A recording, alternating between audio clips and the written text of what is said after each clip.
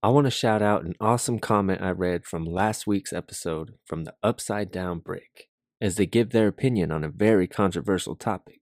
But if you can read in between the lines, there's a very important message in it. So 2-whoop salute to the Upside Down Brick for walking with us.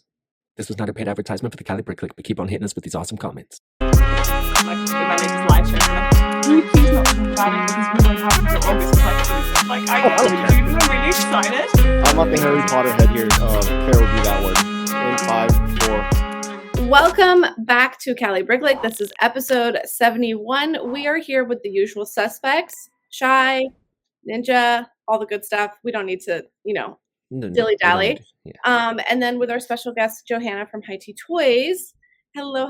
But before we dive into it, make sure to catch all of our previous podcasts on all the podcast platforms that exist. And then you can also catch us on YouTube. So please feel free to leave a comment, do all the things that are associated with each platform. So yeah, how are you guys doing? What's hanging? What's life like? Episode 72? Oh, 72. Whatever. I mean, I don't know if anyone keeps track other than you. No, I'm the historian here. I got to keep it He's got to post it up, so he's got to have the logistics. You don't want to get called out, right? You know how it is when people hey, it was supposed to be like this. I'm like, okay. Yeah, well, like the last one? You could technically say our live stream wasn't an episode, so this is episode 71. Good That's one. what threw us off. Oh, Claire always with the reality check. Yeah, no. I just gotta get the one up. That's it. No, always, okay. Always. Well, yeah. How are you first? How about that? I'm fine. I got back from Mexico a few days ago, traveling like crazy. We leave again in like a week from today, which is crazy. The summer is it feels like everything's back to normal. Like everything is open again.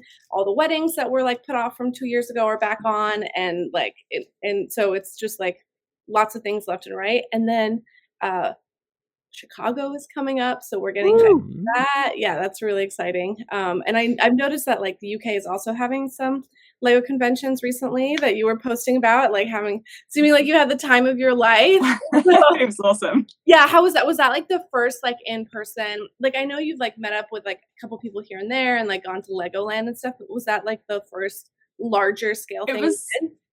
Yeah, so I had been to one in Sheffield before that one, so I'm assuming we're talking about the Manchester one. So I'd been to Sheffield, but that was much smaller. It was a local lug one more than anything, and I just happened to go because I happened to be nearby that specific weekend. So yeah, let's meet up and go there. But Manchester was it felt like the proper first Lego convention. It was really big, and it was I think I called my video something crazy overwhelming because that was just what it was like. There were so many humans in one room and it was literally insane.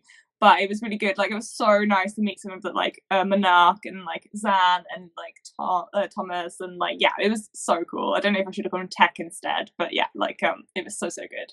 Exactly. That's so awesome. No, that's what I guess last year we got to go to Brick Fair, Virginia, which was just my first LEGO convention let alone it was the biggest one of last year is what it felt like, at least in the US. And that was a ton of fun. And it's very overwhelming to the point that I was so happy we had a hotel room nearby so I could be okay, cool. And then go rest for a hot second. Yes. And then be okay, because it's information overload sometimes, especially after pandemic, claustrophobia. And we had kind of grown into that a little bit with meeting up with Shy and Ninja and a few other people here and there, but still it was an explosion, which I'm honestly thinking that's going to happen again with Chicago this year because even though we've hung out and stuff, it's still going to be in mass quantity. I don't go to I don't know about you guys, I don't go to concerts, I don't go to live big group things really anymore. So and not because of COVID or whatever, it just feels like this is the big thing. Yeah, I feel you. Yeah. Sorry, anyway. I was dying. Yeah, Shy is sick a little bit. He's got a bit of a cough. It's allergy and cold season, so which means if you have children, you're probably sick. Yes. Yeah, my kid's really sick. Yes. So, what were we talking about? Conventions? We were talking about conventions. We're getting hyped for Chicago. Johanna, you're not coming to Chicago, I assume. No, it's okay. I really wanted to, but I just couldn't make it work this time. Yeah, it's a much bigger thing for you guys than it is for us and stuff, which totally makes sense. But Anyway, so what should we are you guys okay, I have like all sorts of like Lego things in mind right now. I have like the Bricklink Designer Round 3 stuff that's going on. Yes. Transformers, like what are you guys thinking? Are you gonna be buying all this new stuff, all the leaks that we had over the last 2 weeks? Like where's your money going? In my wallet. No, I'm just kidding. We already know Ninja's not gonna do squat with his mic. He's gonna keep it hidden. He's gonna be responsible like the rest of us. I mean, I did see that like I said last week, that Starfighter caught my eye. But that's just one thing. So that's that's definitely. When is that releasing? I think June, something like that. Oh, June. June's gonna hurt so bad. I already see it. Like I'm buying like 10 of the Viking ships. Oh, well, not all at once, but I'm probably gonna buy like 3 as like online and go to the store and buy 1. And then at the same time 10? I want 10 of them. Yes, I want 10. You know what? I'm obsessed with I'm obsessed with the show Vikings right now. My wife got into it. I've seen 1 through how many episodes there are, like twice already. I just want a Viking army, like to add to my Black Falcon army. Like I'm starting to accumulate like auxiliary troops, just like not associated with the Black Falcons, and just add them to the army. Like I don't know, I'm obsessed right now, and I feel like a fleet of Viking ships would be cool to have. See, nice. You brought up the Viking ship. I thought of I forgot about that 3-in-1 building there. I forget what it is. It's a noodle shop, I think. A noodle shop. Oh, with the arcade? Yeah, it's been a while since we've had another building from 3-in-1. I'm really excited. It's been like 2 years, right? The arcade controller looks really cool. I think it'll be great I think everybody wants an arcade in their city anyways. Shelf City Life, we're gonna talk about that in a second. But like the controller, when I saw the image of that, I'm like, oh dude, that's a must. Yeah. See, I forgot about that. So that I'm gonna have to get maybe 2 of those. Because 1's never enough. Yeah, 1's never enough. No, I think you and I are due for like city updates, dude. Oh, I've been due.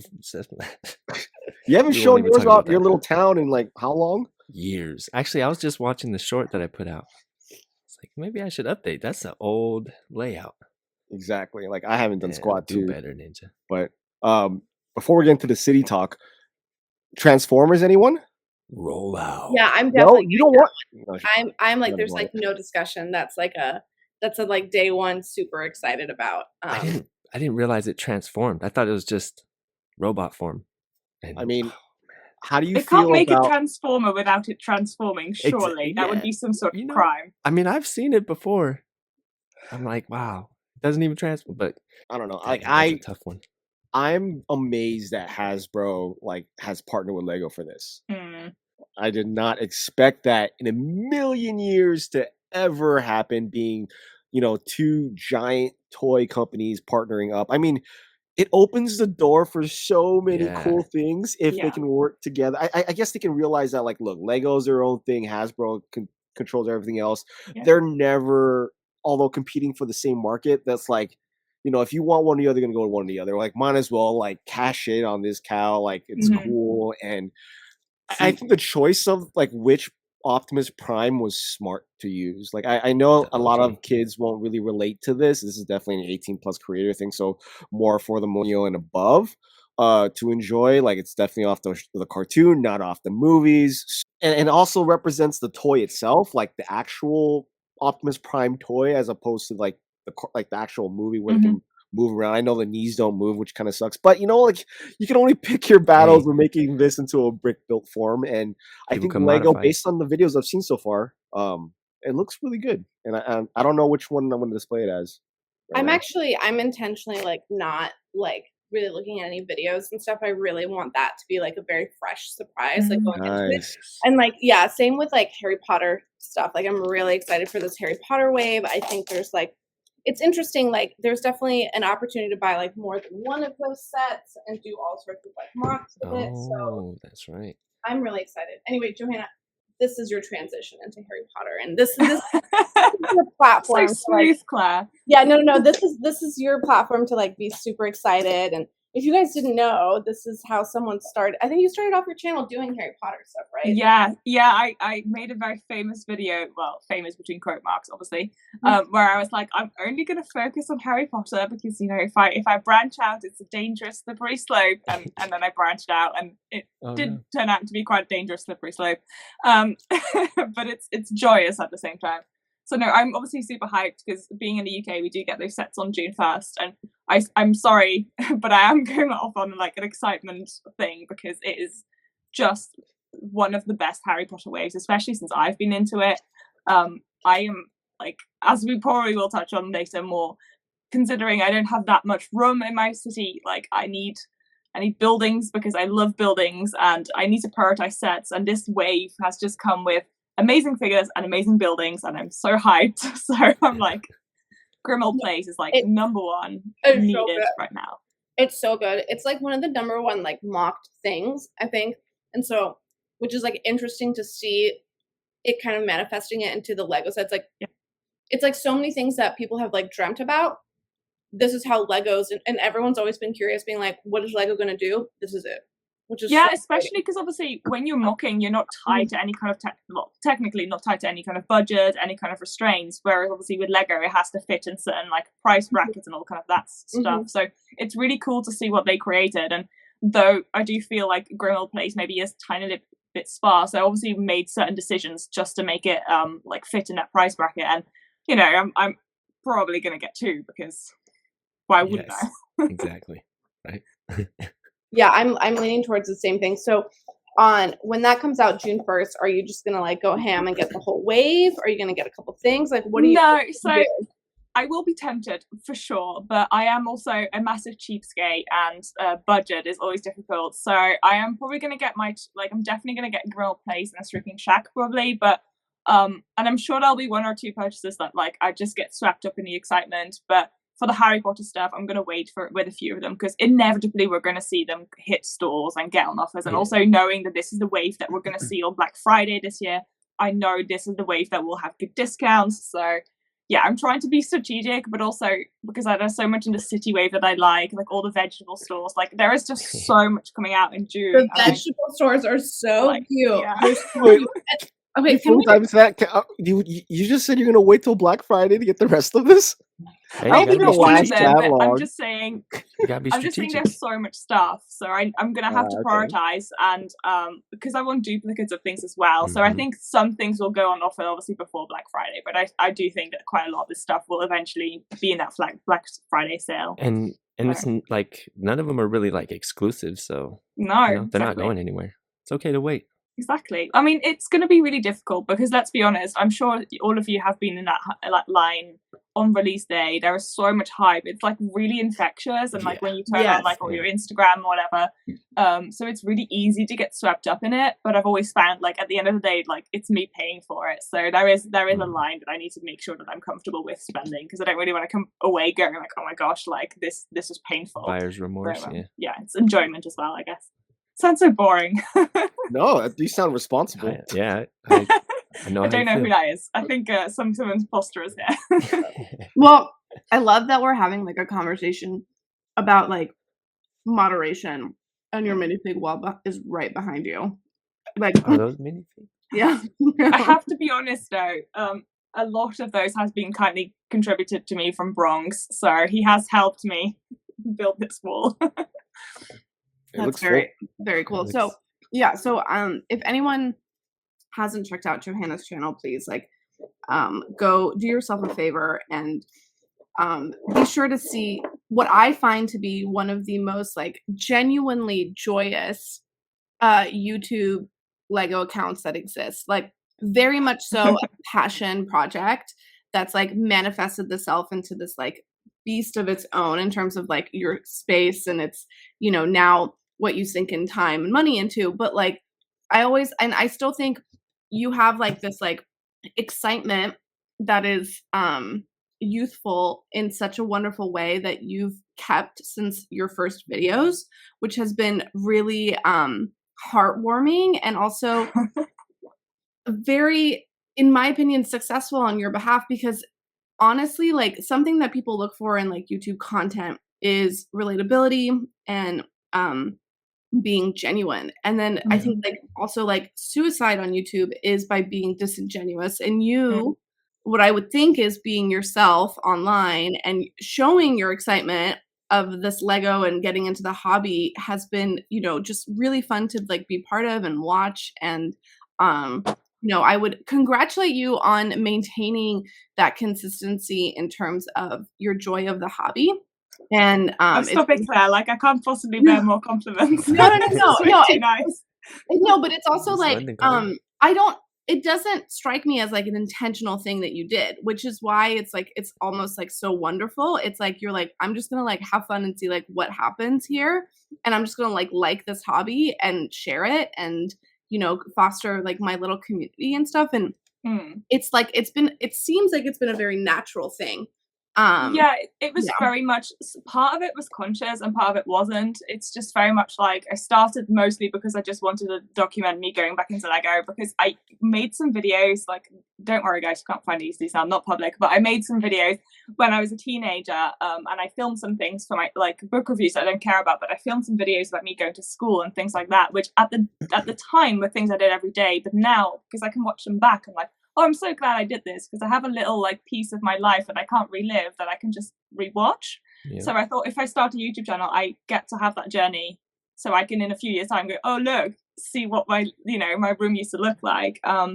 So it started a bit like that, and then it just, because I had Instagram first, and I met so many wonderful people, so it was kind of like building from that as well. But I'm very much here for like enjoyment and just, you know, the main thing is the community. It's been so wonderful, like meeting so many super passionate people about it, and it's my escape. It's not, you know, I very much want to make sure that like if people come in my room and they break something, it's fine, it's a toy, it's meant to be rebuilt. Like, I don't want to get precious about it. I just want to, you know, obviously like I care about it, I'm not like reckless, but like it's also just here to be enjoyed, and that's kind of really what I care about. So I'm glad that comes across in the channel. It totally comes across, and it's also like, I think it's really important to like remind ourselves that, because we spend so much money and space on furniture and real estate and whatever just to have this stuff, and you kind of like forget a little bit, like, you know, like I spent an arm and a leg on some shelves just to like display the Lego. They're beautiful. They're beautiful. And it's like, and then with like my organization, I stopped buying Lego for so long because of like the organization and the shelves and stuff like that. And people would be like, you're crazy. But for me, that's like also like part of it. It's like, it's a multi-level hobby. Yeah, exactly. Like the way that you put it together and the space that you create, because like, I don't know if you've ever found yourself this. So, okay, now we're transitioning into like small spaces, and Lego cities and small spaces. And there's something inherently, it depends how your brain works. For me, I get really overwhelmed with clutter. And if everything is like all over the place, like I kind of lose my mind. So you have to, and like that definition of all over the place and clutter is different for everybody. Mm-hmm. And so like for me, I have a lot of friends who are total minimalists and they think my space is crazy. But I personally, like, if it's organized in my way, then like I feel really settled. And that's like, and I think most people are the same way, but it's so much harder to do that in like a smaller space. And you have to make sacrifices in a way that I think people with large spaces don't have to do. And people with large spaces will be like, oh, but you eventually will have to do that. Like you fill up a large space anyway. And it's like, yeah, but like not in 5 minutes. Like, like going to the Lego store and like bringing home a bag of Lego takes up space. Like when you're thinking about it that way, when like just like buying a box and putting it in the room, like that'll like debilitate the way that you walk around the room. That's when you know that you have a tiny space. That there's like, I feel like we could create like a list of like 10, like, do you have a tiny space? If you buy a Lego set, does it impact your like mental health? You might have a tiny space. Exactly. You might have a tiny space. Like, you know, if you back up your chair and will you hit Lego, you have a tiny space. Yeah. Like a really good feeling attacked over here. Yeah, exactly. Can you like touch a wall?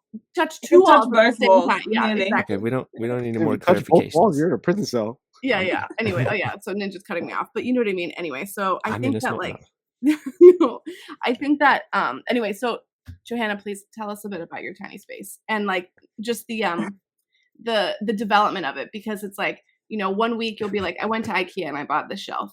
The following week you're like, I went to like, you know, the hardware store and bought this shelf. The following week you're like, I took that shelf and I cut it. And then I love it like so much. So I think you touched on a lot of points I think that we can all relate to. I think everybody has some sort of like limitation within whatever space they've got. But yeah, I think with a small space, I've been really lucky. I just want to touch on this first before I say anything else. I am already very, very lucky that I get to have a whole room dedicated to this. Like the fact that I get to sit here like brings me joy every single day. But it's been a really interesting challenge. And actually very recently I've hit this point especially where I'm like, I really want to buy more Lego. But currently the room is at a level where I don't really know where to put it. It would have to be changing things out for things. And I don't know what I'd want to get rid of because I don't really want to get rid of anything. But also I can't put it on the floor because I can already hardly walk. So like it's just really... This is really interesting. We're getting to a really pinnacle point in your collection. Do you have everything on display? Have you not had to take things down yet? So I most of it is in this room. It started spilling slightly into a different room. So I have a spare bedroom next door that is also my office and also technically a wardrobe. And I have like a display case in there, and so my some of my Lord of the Rings Lego is in there because it has a display like see-through door, so it was safe in there, like the Winnie the Pooh set and stuff. And I have my like tree house build in the hallway. But apart from the Hedwig, like, you know, the D2C Harry Potter Hedwig, I have pretty much everything on display right now, which is both really exciting but also really difficult because I always used to justify it with like I buy sets because I like them and I want them on display. So buying things to have them not on display feels sort of like counterproductive. And now I'm hitting this point where I'm like, okay, so if I buy something, I know I probably won't be able to have it on display forever. So does it have bricks that are useful? So I'm having to discount some sets that I actually really love just because like the bricks aren't useful in the things that I tend to build. Like as much as I absolutely adore the Friends sets, like the colors in those sets just really aren't things that I use. So it's hard to justify purchasing those sets because they just take up too much real estate, like room in this space for me to spend that money and like have it take up that space, you know. So it's really like finding the balance with things. I don't know if it's the same for you, Shy, like in your collection. Well, I mean, I've already passed the point of like not keeping stuff up. So it's hard. For me, it just depends on what it is. Like, so all the little, I've said it a bunch of times, but like the little sets, like the, you know, city stuff or anything like that. If they don't go into the city, like I'll build it. The kids play with it. It gets destroyed. It goes into our collection, like our parts collection, all that kind of stuff. Yeah. So those sets are gone. So those are like the day one, throw away the box and instructions. Never going to build them again. And then other things they have a purpose in the city. So they'll go in the city. Kids play with it. It gets destroyed. Not going to rebuild it again. Goes back into the parts collection. The Brickmania third-party military stuff. Fortunately for me, my kids aren't interested in any of that. Like they don't care for it, so they don't touch it. So eventually some of these things do get broken down into their boxes, and that's the only box I do keep. And then I put it into like our garage when it gets too full. Like the UCS boxes that I have, they are filled with boxes of Brickmania stuff, and they're also in the garage. But like I'm out of room too. Like I don't know. Like I'm at max capacity, and I just kind of purged a lot of stuff for that. I sold a bunch of things, so I'm not at that level where I need to display everything. So yeah, I've passed that point. I'm at the level now where I'm like, is this gonna make me happy? Type of deal. If I keep it up in display and then just put it away. If not, then you know. I think the problem I'm having, because like not everything is obviously on display perfectly, or like only part of it is, but I also am at max capacity for where I store my parts, so even breaking it down makes it hard. But I just want to caveat this: we're hoping to move house in the next month or two. It's basically the same house we live in right now, just mirrored. So the room will be effectively the same. But I have a friend of mine who is going to hopefully design a custom Lego room for me. So we were actually already in conversations around like shelving and stuff because he's a carpenter. This is what he does. So we're trying to. This is like an exclusive. I haven't talked about this yet. But basically, we're doing like a custom Lego room, which hopefully is going to like take the absolute max out of the space. And then I also know what I have to deal with, and I also know that everything that is on display like is properly like I don't know, like, would you see, like, Nice. you get, like, the proper value out of it because you can actually Yeah. see it. It's not, like, in a corner. So Yeah, Using no. all also your need real more estate. part storage. Mm-hmm. That's awesome. That's super exciting. I'm really excited to see that. Yeah, I think it's, you see a lot of people that don't maximize their space because you have to invest money to maximize space into like an actual structure, shelving, whatever it is.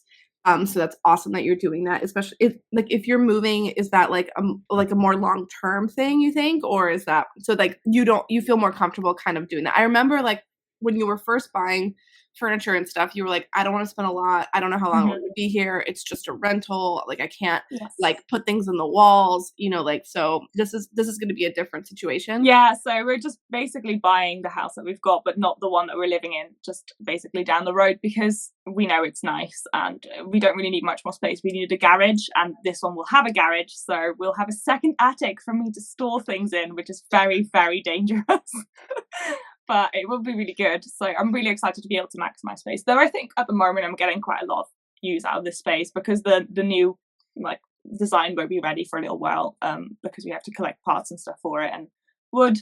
So actually my setup works well. And also it's been really nice to actually know that we're buying a house that we already technically own, sort of, because all our furniture will just fit. Like we don't have to buy anything else. No. Moves, so you've done the best that you can do, like with a rental, without doing like custom shelving in like every nook and cranny. Well, in the new house, hopefully my wardrobe will also leave because at the moment I still have to have my wardrobe in this room, which is really annoying. Yes. Is that like where all your clothes are in there? Oh my goodness. Yeah, that's interesting. I've purged my wardrobe quite a lot. I just can't purge my Lego because I love it too much. Yeah, no, I don't. I mean, it's a very nice wardrobe. Like, I don't miss like tiny European rooms with no closet. Like, I just like do not miss that. Like, we definitely have that, like in the US, like in like really old houses and stuff. Like my dad's house is like that. Because it's like it's like 150 years old or whatever, and Shy's house is also the same. Not as old, but just like badly designed, I guess, like just no storage space. Yeah, for us, like it's 80 years old. So when Sans moved in, he came, like, we moved his Lego collection as well, and there was like bins. He had a bigger collection than I did, especially with I had more big sets, he had more parts, which was like just the perfect combination of stuff. But it took a really long time to not only organize it, but also figure out what we're going to do with it, because the second we brought it over, we already had decided not everything was going on display. We would have to keep sets broken down. We both are nostalgic for specific things and weren't in a place to sell those sets. We've definitely sold stuff before. Like we've sold like extra promos, things like that, things that don't have like part out value from not a monetary perspective, but from like a building, like mocking perspective. And so that almost forced me into being like, okay, stuff is going to be broken down. It's going to be in bags, in totes, somewhere. Where is that somewhere? Is that somewhere in closets in this house? Is that somewhere in a storage unit in this building, which I don't own? I tried to get one from one of the other tenants, like those impossible. And then I was like, okay, we're going to move to like a house just like this, but with a garage, because that'll like satisfy that extra storage. That is in the Bay Area now, that's like over $2 million. So like we can't, it's unreasonable. My house is 1,200 square feet, or like my condo is 1,200 square feet. So it's just like, especially if we want to leave the Bay, it's gotten like, or leave the San Francisco, if we like want to go into the suburbs. So if we like want a garage and a yard, it's like we have to shell out that much, which is crazy. Yeah. And it's a dump, so we have to fix it on top of it. So this whole experience has made us realize that it's like, okay, instead of like panicking and being overwhelmed, we got the storage unit to like put everything aside and put it in the back. So like that's where we're at now. It's just crazy to think about, like now in the point of our lives that we're, because I'm in the same boat. Like I am looking for a bigger home than I currently am at right now. Like I want to use this as a rental and then just move into a bigger house, because we already knew coming into this home we weren't going to live here forever, even though we own it, or paying to own it technically.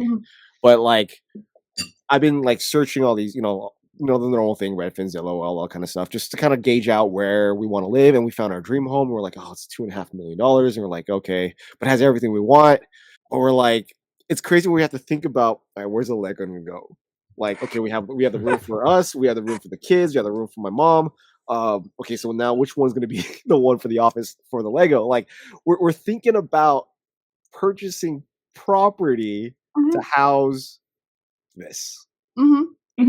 Like that concept, like. But people do that all the time. Like people who are really into fitness. Like I would also like a gym. I would like a gym. I would like a Lego room, and I would like a studio, like an art space or a music studio for Ninja. You know what I mean? Like I would. Dance studio would be nice. Right? This is ideal. If we lived in Utah, we could have all these things. We don't want to move to Utah. No. We don't want to move to Utah.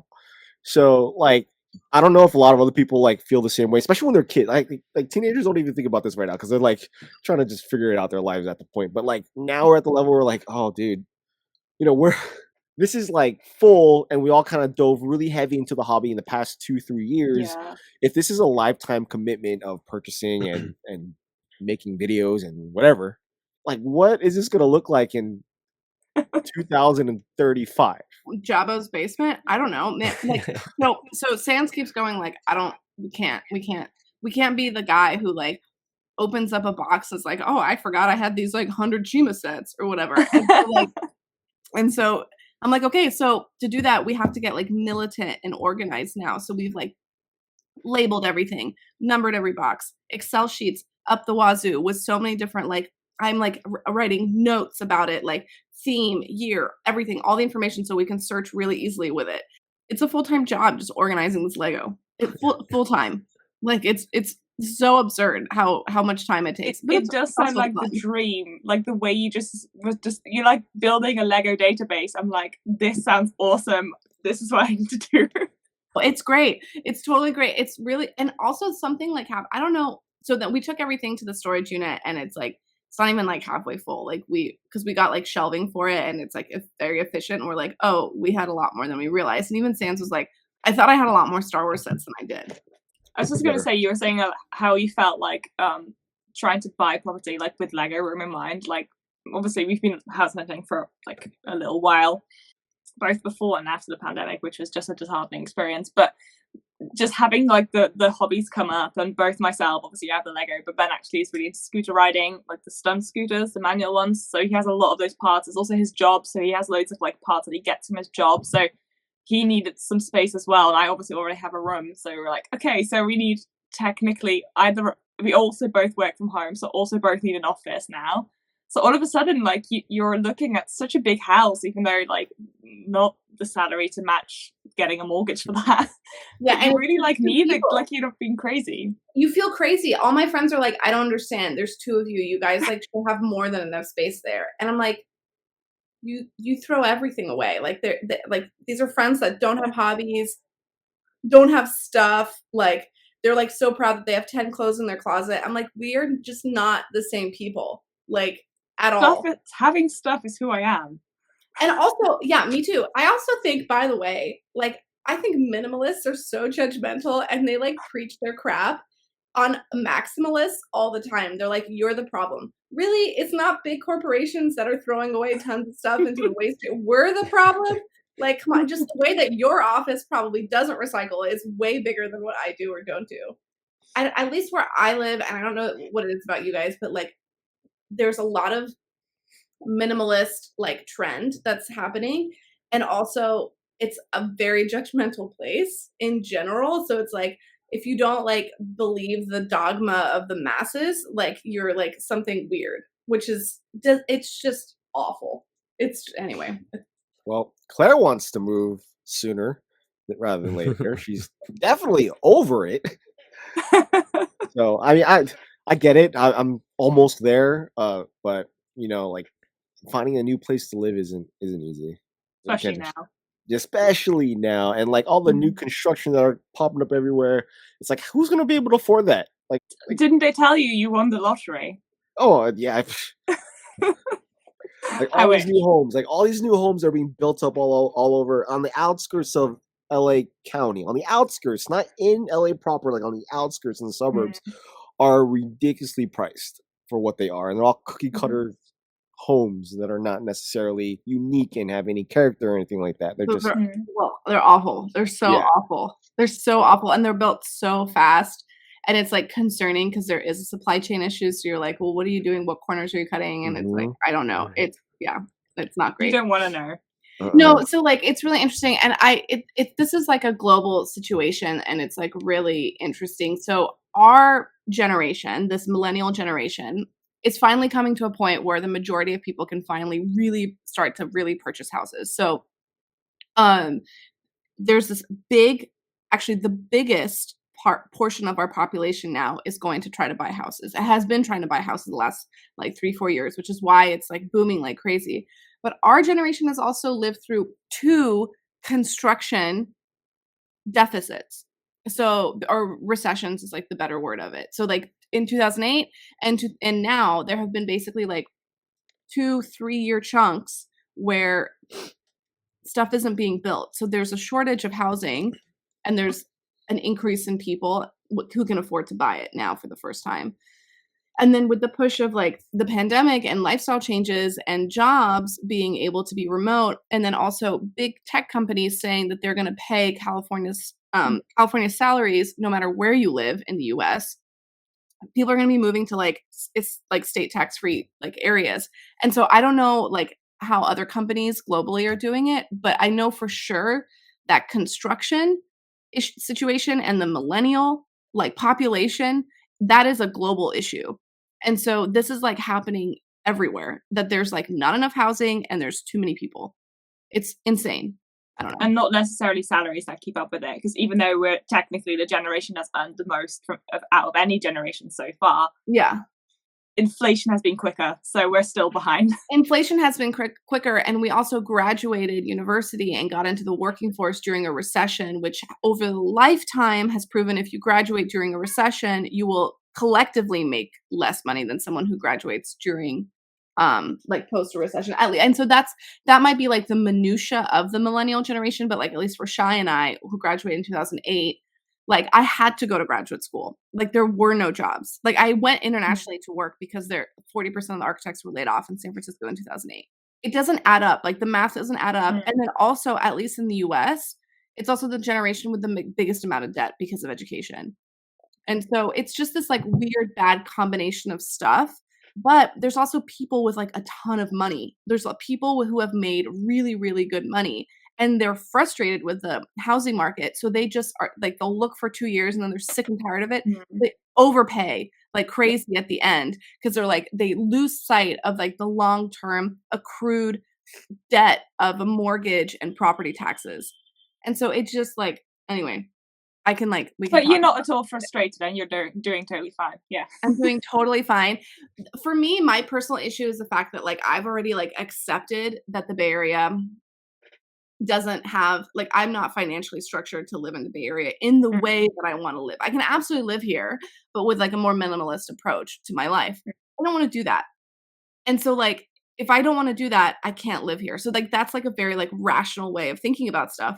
My family does not understand. Like my extended family and my dad are just like, you are crazy. You're leaving? What?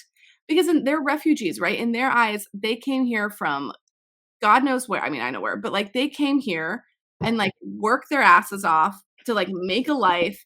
And they were like so thankful that they came to the Bay Area when they came because like, you know, all their property went up in value. They're like, you know, that was dumb luck, but we did it. We worked our asses off to give you this wonderful life, and you're just gonna peace out. And I'm like, yeah, but the thing is, what's crazy is like try to say the same thing. Like I'm doing the same thing. I'm going somewhere else to also, in theory, give a better life. And it's not like I have space for my shit is like what's going to make a better life. It's just like I don't fundamentally like jive with like a lot of what's happening here. And the homeless situation is not awesome. So like, I don't feel safe pushing a baby around in a stroller. So like, I'm theoretically doing the same thing that they did, but they like don't want to accept that because they're like, you're the first generation who hasn't had to leave their country. Like I am the first person in my entire lineage of family on both sides who has not been kicked out of my country. And they're like, you're not leaving. You are stuck here. That's it. You're done. And so it's very like. Talk about mental pressures. No big deal. No big deal. And then also we've got someone else who's like, Ohio? So the house you can make in Ohio would satisfy everything you need. Yeah, I know. I'm not going to Ohio. That's not happening. I think having those conversations though, it always makes me feel sort of like it's the fundamental truth, but I always feel very guilty for saying those things whilst enjoying the Lego hobby that I have, which is arguably not a very cheap hobby, which it really isn't. I think people are very quick, especially people that already own property, are very quick to judge you for those types of hobbies and quick to judge your spending habits, but ignoring the bigger fundamental issues that underline it. Like, don't get me wrong, if it was possible for me to save 2 years and actually be able to afford to buy on my own, I would, but that is not plausible. Like, we tried explaining this to my in-laws, because we were talking about this, like essentially they were like, oh, you could have lived with us and like saved up, and that's really kind of them and obviously very generous, but we would have to live with them for 10 years before we'd be able to afford any kind of deposit, and who knows what the housing market will be in 10 years. Like, it's just it just doesn't become realistic. Like, at my age, Ben's mum had Ben and he was like 3 or 4 years old, so it's a different problem, and it's easy to you know, like point at the stereotypical avocado and toast, but that isn't the issue. It's frustrating. That's what I'm trying to say. It's really frustrating because it's like, I think family, I don't know about you guys, but like family to me tends to be like the biggest pressure. I've always like done what was right in the eyes of my family. Like, you know, I went to school. When I switched degrees was like a big no-no. Like I was doing bioengineering. I was like 2 years in and I was like, I hate this. Like, I hate this so much. I hate the people. I hate the environment. I hate the learning style of like the classes. I hate this. And so I had a friend of mine who was doing architecture and I switched. And for 2 years, my dad jokingly called it archaeology. How's archaeology going? And now, thanks. My friend's called Indiana Jones. Yeah, exactly. I mean, and which he loves, but he was just like, he didn't like, it's also a generational thing. Like, they don't understand that what kind of impact that does. And so I like fought through it and I was like, whatever. And then now he's like, loves to tell anybody he can meet. Like, oh, my daughter's an architect. Oh, my daughter's blah, blah, blah. I'm so proud of her. She's amazing, blah, blah, blah. And it's like, honestly, like this feels like what's happening again. It feels like, you know, it's like you have to like prove yourself all the time. And it's like, I have been in this like, and it's just totally cliche. It's like, I'm a typology of like wanting to appease and be a people pleaser directly towards my family and whatever, because like I have a lot of cousins and stuff who didn't do that and they like did a lot of weird stuff, and like and I'm significantly younger than them, so I grew up with like my family talking shit basically about other parts of my family. So I was like, okay, I'm not gonna do that. I'm not gonna be like them. I don't necessarily, they definitely were idiots, but like it's weird. It's like you almost feel like you're like, I went through these hoops. I like theoretically proved myself. Like, don't you think like my judgment calls would make sense like for this life? And so what's weird to me is like people will be like, well, maybe if you didn't spend so much money on Lego, you could like afford a house in the Bay Area. Yeah. I'm like, do you think I spend like $1 million on Lego a year? Like, what? That's like, what I was just trying to get at with the avocado toast. Like, that's what they say, but that's not the fundamental issue that is causing this. Like, that is only, it's kind of like how do you say it? Like, basically what happens because we can't. Like, if we had bigger things, like, if we could do those big milestones, maybe less of us would do these hobbies because it possibly would feel like we're getting somewhere, but it doesn't feel like you're getting anywhere. No, it's really frustrating. It doesn't feel like that. And it's like, granted, this is like past, like, yeah, you shouldn't be like buying Lego if you're not paying your bills on time. You shouldn't be buying Lego if you're getting into like massive credit card debt. You shouldn't be doing that kind of stuff. Like that is like, this is past that. This is like how to afford these like larger acquisitions in life. And you're just like, okay, cool. So, like I would need to do, you're like, I would need to, so if for me to afford the house that I want, I would have to stay here in this 2-bedroom house for like 10 more years basically. And so, which is, you know, and you're like, wait, that doesn't make any sense. So like, what, I'm going to have a kid in the middle of the Lego room. And then, so I have a friend of mine who's just like, well, just like stop the hobby, sell your Lego and just like stop collecting it. And to me, that's like, I was like, holy shit. That's like saying sell your car. Like, it's like, no, it's worse than that. Of course, sell your car. There's like a car. Well, a car is like a mode of transportation. Maybe if there's public transportation, maybe you're like, I'm going to take Ubers. I'm afraid of driving. I want to save money on car insurance, blah, blah, blah, blah. But this is like, you're like, you haven't been listening. It's like, you're like, well, why don't you just like cut yourself off from your community, how you met your partner and like how you enjoy spending your free time. And basically it's like, change who you are. If you like you can't be both. Nobody would say that. They're like, nobody would say that. They're like, do you really have to buy so much? That's like a fair question, but I also think it's unacceptable to ask a single person. I don't think that's like a thing that should be socially acceptable to talk to people about. You know what I mean? Like, it's like, I don't, and what's crazy, so I'll be like, yeah, I'm super stressed because if I like bring home like a bag of Lego, like, you know, I don't know where to put it. They're like, okay, well, just like, don't bring home a bag of Lego. And I'm like, you know, and like, it's like, you really don't get it then, which is, it's totally fine. And this is like a different level of like your friends and your family not getting your hobby. It's not just like, oh, it's weird. It's like, these are like kids things. Like, I don't get why you like that. That's one thing. And then another thing is like the lifestyle, the fact that like we've put ourselves being like, oh my God, I have to figure out like a new shelf or like a new thing, or like, you know, like these like logistical issues that we're trying to solve for now. They're like, oh, wait, why have you created these problems for yourself? And you're just like, it's just part of it. Like it's, yeah. Anyway, I don't know. Do you guys have any of those kind of people in your life? I mean, a lot of the people that are in my life spend a lot of money on other things. So that's what I'll do. I'll throw it back at them. Like, look, I don't buy this, this, this, and this. So yeah, but I can't do that because like, I'm not that kind of person. I don't know what it is, but like, because people they'll be able to justify their purchases, but not your own. And it's also like, you know, they'll be like, oh, well, you know, they're like, I'm like, you spend like $100,000 a year on like X, Y, and Z on like, they're like, oh no, but that's like for my health. And then you can be like, well, this is for my health. This is for my mental health. Right. You know, it's like my hobby and stuff. Like I didn't go through COVID like a lonely bitch because sorry, I'm like swearing like crazy today. Sorry, Gabo. Yeah, sorry. No, I didn't go through like COVID like a lonely, like sad person because like I reached out and like, you know, connected with a community of people and COVID ended up being pretty fun. I mean, that sounds awful to say, but like, hey, we just made the best out of a bad situation. Yeah. While you were at home, like yelling at your husband, you know, it's like, so I don't like. That still happens. Yeah, I mean, well, we did it anyway. Yeah, that happened. No, but you know what I mean? Like, it was like, I'm like, don't like see this for like what it is. And they're like, people like, yeah, the pandemic's like mostly over, so like, what does it matter? And it's like, okay. Anyway, the fun part about getting into your 30s is like realizing and how to cut out friends in your life that are toxic. And this is obviously one of them that I've come to my conclusion live on Cali Brick Clique. Wow. Bars. Claire. I feel like this was a communal therapy session. I know, it was good. I enjoyed it.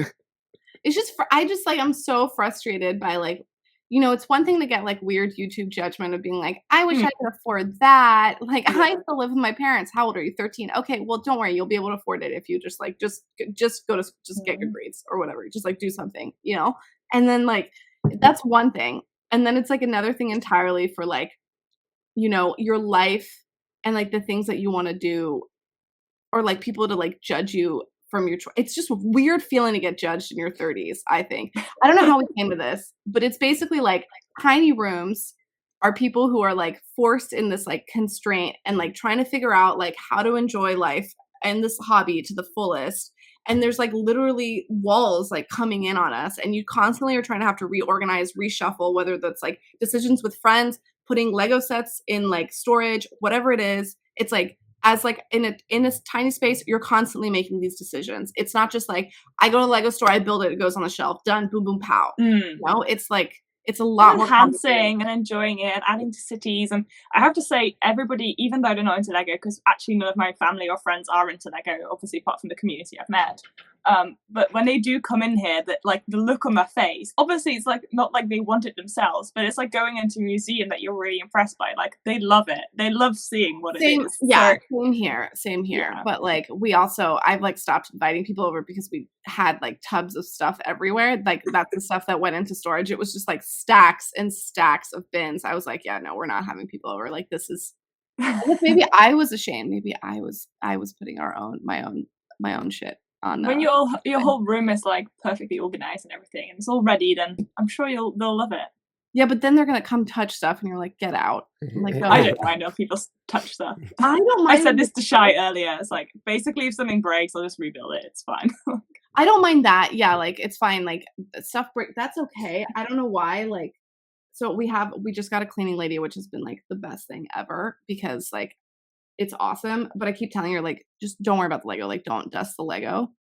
It's not going well. But there's so much dust. Like it has to be clean. No, I know it has to be cleaned a certain way. You can't just like you can't like just take a duster and be like all that dust. But she can try. Yeah, well, that keeps happening, so it's fine. I'm like, you will. You also have Lego in the living room, don't you?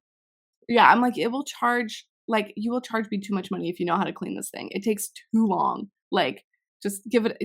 You're not gonna clean the like, dust on the floor that I've taken off the Lego sets. That's what. Yeah, basically, I'm like, yeah, just like kind of like work around it. And she's like, okay. And then like every week, there's like something new that's broken. The Lego, I don't mind. There's also like other stuff that's breaking, which is fun, but it's okay. Shows how much stuff you have. So I'm just saying. Kind of minimalism. There might be something for you. Yeah, I don't know. Sorry, I'm like trying to talk, but I keep coughing. No, you're fine. Don't worry about it. But yeah, wow. I don't even know how to turn around from that. That's we need a segue that's extra big. No, I mean, it was good. Like, you brought up some good, valid points that are, not only like Lego fans in general have to deal with, but like our generation of Lego fans, like the ones who are in our age gap of the community, like that needs to figure out the next levels of their life, because the past couple years have like filled other problems that we now have to deal with, and I think a lot of people need to hear stuff like this that's not generally talked about. So, well, I was gonna say, I feel like people don't want to hear it. I feel like the majority of people are like, "Oh my god, what's the next Lego set? I'm so excited! Let's build it together." And it's like, that's it. And a lot of people come to this community for that escape, which is totally fine. That's totally great. But there's like a bigger aspect to like this whole thing where it's like, you don't have to be a minimalist. That's fine. But like, you need to like deal with the consequences of buying so much crap. And it's just like, it is a reality. And I think, so I've thought about this, and like, there's certain things that I'm like, okay, maybe if I sell X, Y, and Z, maybe if I do this, it'll be really difficult, but will it benefit me in the long run? And what I've done is like, there's a lot of sets that I've bought because I'm like, that's a really cool set, or I bought the set because like the parts are really interesting. But I'm like, am I going to look back and be like, and regret not buying the set? Probably not. That goes in a separate pile. And I'm like, I'm going to sell that, or I'm going to take that to a convention and trade it for something else, or whatever. Yeah, that's been happening recently and stuff. But, and Johanna, I think you've been doing that for a while. Shy is also starting to really do that a lot more. You've always been very conscious, even though you're like sitting in this like pile of stuff, you're like, I like minifigures, I like Harry Potter, I like Lord of the Rings, I like City. And now it's like the medieval stuff has like started much more, right? And yeah, but mostly mocks, to be honest. I think this is touching on a bit of a bigger thing that maybe I'm gonna actually for once talk about. But I think I'm very good at talking myself out of things. Like in general, as much as it looks like I'm spending insane amounts of money, which I to a degree am, I'm also quite good at just prioritizing and looking at things and going, do I really need this? There is a reason I don't actually own that many Lego City sets, just because if I only like 10% of a set, I just cannot both afford and have the space to buy it and store it. Like it's just not sensible. So I'm getting kind of to that space. I think I'm still unsure about selling. I find it really hard to even, because I've started to have a bit of anxiety, like, oh, like the walls, they're getting really close. Like I want new things, maybe I want to sell some stuff. Like I have duplicates of some sets in the city, maybe built up as old builds, but I could possibly replace them with something else. But I just can't decide on like what I would want to get rid of. Like I actually love every single thing in here. It's just trying to make sure that things that when they come in, I've really like ensured that I definitely want it. So when I was out in the Netherlands last week, I did a basically pretty insane for me like purchase of like essentially a set I already own. In my head I was like, oh my god, I can make like amazing mocks of this. I don't have space to do a mock of this, but I'm going to put it in an investment pile, which will then consist of one set for either, you know, selling on in the future, or if I ever have more space, I'll use it for a mock. But that was like probably the most insane thing I've done in a long time. I was like, oh my gosh, I just spent like 200 euros on this set that I don't actually need. So I don't do that very often.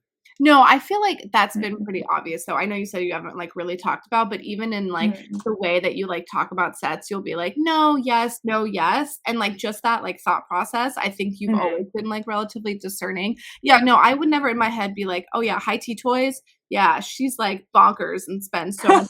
I never, that's like not associated. No, it's more like, oh, like there's this like Harry Potter set or like really cool like city mock. Oh, maybe she'd like this, or maybe she'd do that. You know what I mean? It's like that's kind of I think it touches on what I was gonna say that I've not talked about a lot. The one thing that is both really funny to joke about, but also to a certain type of person maybe a bit damaging and maybe sort of slightly misconstruing the point. Not that I'm saying that's being done here, but just I see it in like TikTok and Instagram, which is like, oh, look at my credit card debt for my hobby, blah, blah, blah. And I think they're really, like, they're meant as jokes, and I totally understand that they're jokes, but realistically, that isn't what we should be saying. Like, realistically, most of us are actually relatively responsible. As much as you may not agree with the way we do end up spending our money, there is a thought behind it. Like, it isn't just like, you're saying, like, all of our deposit money for a house that we want that is going on this. No, there is thought behind it, and it's a funny joke sometimes, but really, most of us are very responsible, and we don't. Do you see, like, I still laugh when I see the joke, but at the same time there's a part of me that's a little bit like, but still it shouldn't be a joke because it's just not true, and we shouldn't be setting that example. Not that we are, as in collectively the four of us. I would like to think that the majority of people are financially responsible, but the problem is the majority, at least I know of the United States, is not financially responsible. So if you would reflect that, like that percentage of people to our community, there's a lot of really thoughtful people here. Inherently, like the type of person that's attracted to this kind of hobby is significantly more thoughtful, introverted, and self-aware, I've noticed. But I think there are people that still spend too much, for sure, and spending beyond their means. But I agree with you with like making jokes like that is kind of, it's twofold. It gives a wrong impression on the people who are financially like thoughtful. And it also is encouraging in like a subtle way to people that are making possibly bad decisions, being like, it's okay. Like, I can brush it under the rug. It's okay. You know, it's kind of funny. It's like a funny thing that like, I can't do X, Y, and Z. Like, I can't go on a vacation, or I can't do that because of the money I'm spending on Lego. That, I think if your lifestyle is starting to be limited by your expenditures, I think that's like a really big trigger for people. But sometimes people don't realize that until a lot later. And like, there are also like, I don't want to say echelons, but silos of the Lego community. And it's easy to find, like, I find like the majority of people I know personally are actually financially responsible, don't spend beyond their means, and are pretty like thoughtful about it. But I do know that does exist, you know, and it is also like a very easy line to cross. It really is. It's an easy line to cross because the platforms we exhibit ourselves on, if we do end up taking this hobby to the internet, which sometimes, you know, some of us like us have chosen to do, the platforms we're on encourage that type of behavior, because I don't know if any of you noticed that shopping vlogs do fantastic on YouTube. They go, like, they're some of the best watch stuff, and I'm guilty. I watch people's shop vlog because it's kind of like I don't have to spend money to have the excitement. So it's sort of like annoying that to feed the algorithm, if that's what you're trying to do with this channel, if that's your goal, it's really easy to make that type of content because, you know, it's kind of like a safe bet. And I think it's the same on like Instagram. If you posted like those big, look at all this Lego I've bought, like the post will get lots of likes. And it's a shame that is the posts are the things that tend to do so well, because I don't think that's the essence of this. Like, everybody can go out and buy sets. That's not the essence of the hobby. It's a shame.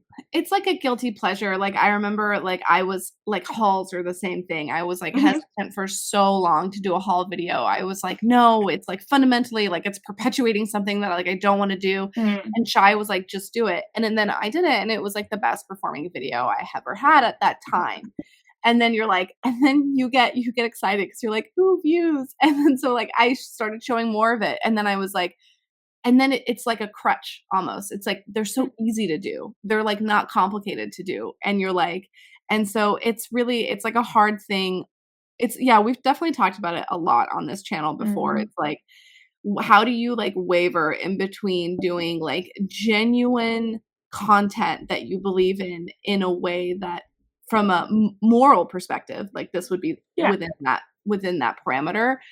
And then also just like fun content that you like to watch, which is also that. So it's like, it's kind of like, I don't know. It's a hard deal to strike with yourself. We're not saying it's wrong. We're just saying it's a shame that YouTube's like algorithm is like, oh my God, this is like, because very often, and I think this is again one of those running jokes, like artists and whomever make like awesome stuff, they always say like the thing they're proudest of and they put the most time in, they never do well, and the things that they like it's just there's some sort of very cruel person somewhere that's like, wow, you care about this thing? No. No, I remember like one of the best like this has since like been surpassed by something else, but one of the best videos I ever did, I think I spent like a total of 25 minutes from filming, editing to uploading total. And it was just like, and then just got picked up overnight, got like 4,000 views, and you're just like, what? And like at the time I had like 400 subscribers. So I was like, what is this? And it's so weird sometimes how that works. You're never going to get like, you're not going to catch the algorithm by being like, how I didn't spend money this week and reuse my Lego collection and thoughtfully like was an effective adult. How I, but you could be like, oh, but financial advice videos are really successful. So like you could, if there's like a, and there are like Lego investing channels, and those do really well for themselves as well. But now you have to do like a Lego. So like in the makeup world, in the cosmetic world, there was like a trend a while ago that was like, when there were like big sales coming up or big releases coming up, they'd be like, what I'm not buying. And it was like called like an anti-haul thing. And so I do think that like Josh from Josh Build Stuff isn't doing this intentionally, but it's like, what am I going to get? And some people do that as well. They like look at like the releases and either do a tier list or like talk about it or do like a shopping guide. And I do think that there's like some value to that, because like I just watched Holly's, for the Harry Potter releases. And she was like, well, and it's very logical. She's like, if you only want to spend this much, I would suggest this, save this for later, and it's like that does exist, but like it's not like in the title. It's like still not, it still kind of gets swept under the rug. And it's like, you kind of watch a video like that and you're still like, I want all of it, and it's like you can't really like, and like, it's like realism butting in. You're like, oh, we have to be realistic at our budgets. What I want to dream about all these piles of Lego I'm going to buy. Yeah, there's like fantasy of it all. Like you and I will like get excited and like post some leak, and we'll like message back and forth and be like, oh my God, it's so cool. It's so cool. And like, it's also like, it's so fun to get excited with like people to like about really fun sets. So that's also part of it. And it's almost like the leak is more fun than buying it sometimes. But there is part of that. Yeah, for sure. And I think we touched on this earlier as well, but there's like the hype of like day one purchasing, because everybody's getting them. Everybody's for like a week. Especially Instagram is very similar, because like the new releases, everybody's talking about them. And then if you miss that boat and you get it later and you're really excited about it, then everybody's moved on. They're like, that's old news now. We don't care about that anymore. But you're like, but I just got it. I'm really excited. Yeah, like, It's less fun to get it later when it's on sale sometimes, unless you get it like super discounted and you're like, I got 5. But like, I think there's also, so I really we touch like on the Bricklink designer program. This is like where I fall short. And where I really have a lot of trouble controlling myself. It's when I am a sucker for a limited edition. Like, my God, I have been a sucker for that like shopping concept forever. like forever. And so like if there's a possibility that I'm not going to be able to get something later for its original retail price, because obviously we have an aftermarket that we can maneuver, I panic and I will panic buy. So like when I will just like say this, here we go. Spoiler for like the 3 people that are still here. Hello. When Bricklink Designer Program Round 2, the one that like ships out, I am getting $1,000 charge on my American Express because I had no self-control. And I have had to like, I know that's coming. I don't know when. And it's like, and I pay my credit card in full every month. So I'm like, just like a little panicked that it's just going to be like a hit that I'm like not expecting. And so, and I don't like it stresses me out that like we don't know when it's going to happen. It's not that I can't afford it. I can totally afford it. It's just like, it's the uncertainty. Yeah. And there's also like, it's like this lingering buyer's remorse that's like, because I haven't paid it yet. And so, and then, okay. So now there's Bricklink Designer Program 3 that's coming up. Very strong round. Very strong round. Very expensive round. Like, I think like everything on average is like the 200 marker. And so if you want like 3 sets, that's $600. You can easily spend the same amount that I did, if not more last time. What do? Do you avoid it intentionally? Do you plan a vacation on the day it's releasing so that you have do you spend more money doing something else so you don't buy those Lego sets? No, I don't know what the answer is. And so, and thank you, Ninja. I love when you choose to like, it's very poignant that you come back in for that.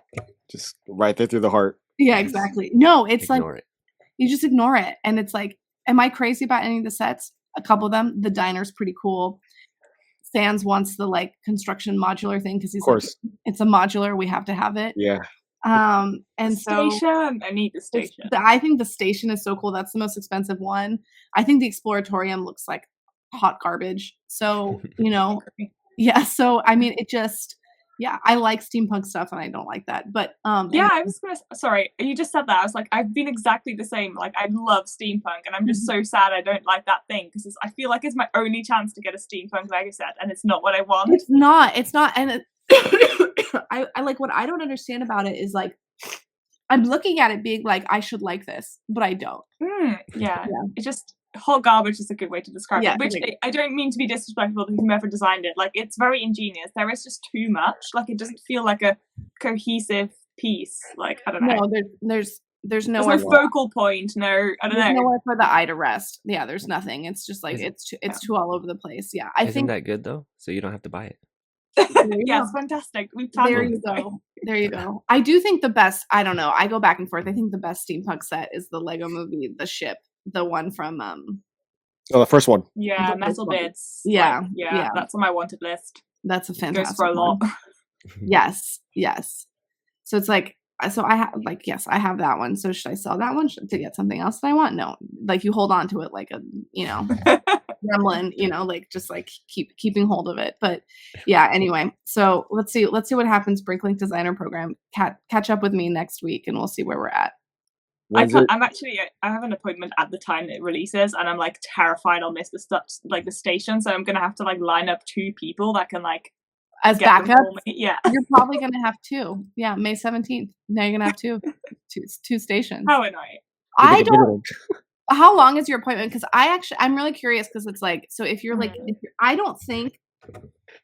these are so expensive. I'm curious if they're gonna sell out like within minutes. I think it's gonna be. Yeah, it's an hour long, so yeah. There is it's just because last time like the castle sold out in 10 minutes. I don't think it's going to happen like that again. Lots has changed. Obviously limits are in place and all that kind of stuff, but I know that's still part of my brain that's like, but what if I miss out? I really want this thing. Oh, I'm with you. Yeah, me too. It's weird. It's crazy how our brain plays tricks on us like that.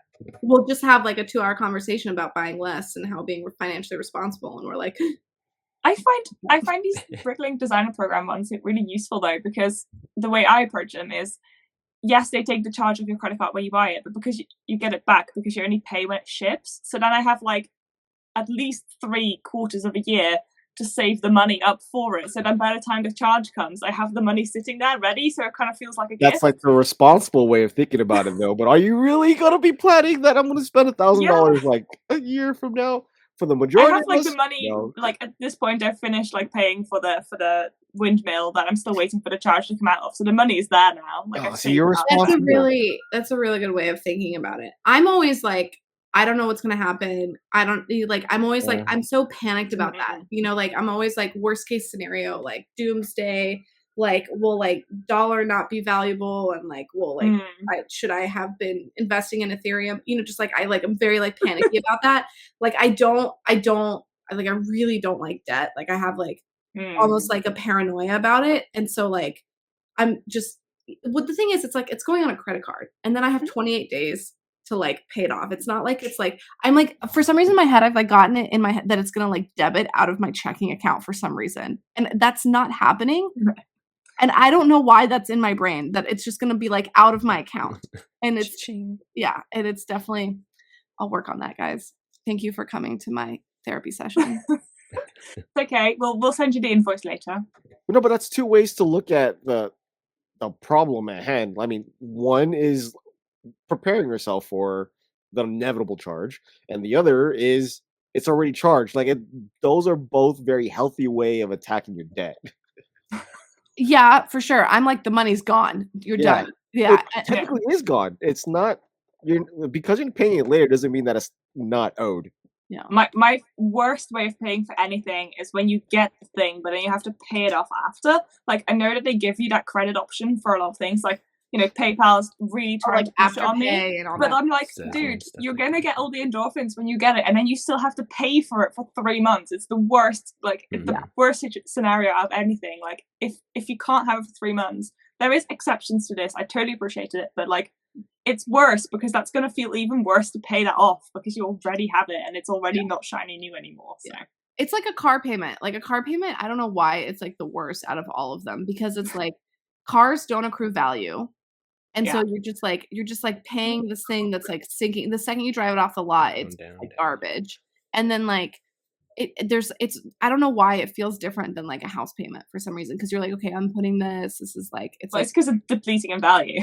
Yeah. You're paying money for it. And you're like, I'm investing in this thing that's increasing in value and inflation proof or whatever. And it's like, I was paying rent and now instead of my rent is going towards something. It's like, that's like how your brain can convince it. But like a car payment, man, you're just like, I might as well light money on fire. Like, and then, it just, I don't know. Yeah. It's like, and so these Afterpay and PayPal, like whatever pay plans are basically car payments. You're basically making your hobbies into car payments. Yes. Yeah. That's a good way of thinking about it, actually. Basically, they will suck. It's not fun. Don't do it. Yeah, you're turning your hobbies into daily or like monthly subscription services. Yeah, exactly. Wait, that's not how you see it right now? I mean, I've always looked at it. You're doing something wrong, I think. Right? I think we'll have to have a therapy session for you next time. Wait, yeah, Shy, you look at it as like a car payment? No. I mean, I guess I kind of worded that wrong. The way I budget my finances, I have allotted this much money within a certain amount of period of time to be able to spend it. So technically in your finances, you're already doing that same thing with the car payment. I don't look at this as like one day I'm going to sell this thing and make a lot of money. I use it for what it is and I enjoy it at that time. If I sell it, cool. If I don't, I don't. I think the whole collecting, like the whole gold thing, I think that was the worst thing to do for the hobby, because now it makes everything more like scarce. It makes things like you want to hold it because it's gonna be worth something, but are you really gonna sell it? Like I think that was like the worst thing to do. Yeah. So like I already look at this as like, okay, I'm gonna spend this much money, so I kind of like it's gonna come out of the bank account regardless of where I'm gonna spend it. It's gonna come out just like a car payment. Like I use that for what it is. The car, I mean, my bikes are paid off, but like any vehicle that we have in our possession, like that's going to go down the drain. Same thing with this. It's going to go down the drain. Can I use it for something else? I agree. I could. You know what I mean? Like I could use it for something else. The car, I could still use it for something else, but like it's going to come out like just I'm not here to resell all of this. If I can get value out of it, cool. But I'm not looking at it as if like ahead of time, like I'm gonna buy $500 worth of Lego 4 months from now. like to invest. That's not my mentality behind the brick at all. I know, I totally get it. I guess my thing is, and I don't know if you're in the same boat, Johanna, I have no joy with my car. Like, don't get me wrong, I like my car, but it's I do. I don't like cars. It's like and this is a necessity that I have because of like, it's if I could choose to not have a car, if like public transportation and like the lifestyle that I had, I would not have a car. So it's like, that's also the thing. It's like, I would rather spend my money on more Lego than have a car. So, or 100% with you. Yeah. I think that's probably the issue. It's like anyway, shall we wrap it up on car payments versus Lego purchases? Let us know if you're still here, what you're getting for the Bricklink Designer Program. Why do I feel bad? I know. I'm like, I don't know. There's some. That was like the worst way to end this. No. So car payments. And no, Lego. no. But also like doing genuine Lego content, which is something that we all, strive to do and something that gives us purpose. And Johanna, keep please doing it. Everyone check out HighTeaToys. Drink your water, drink your electrolytes. Stay healthy during hay fever, allergy season, and let's get excited for summer and all of the June and August releases because I can't wait. Thank you. Bye, guys. Roll that music. Peace. This is gonna be fun to edit. There's not much to edit. That's why I'm just so happy about it. Yeah, you use the same tone when you're being sarcastic. Let me go get Sam's. Here's the one. Say hi. That was dope. That was really good. Good job. If you have like a couple minutes, hold on.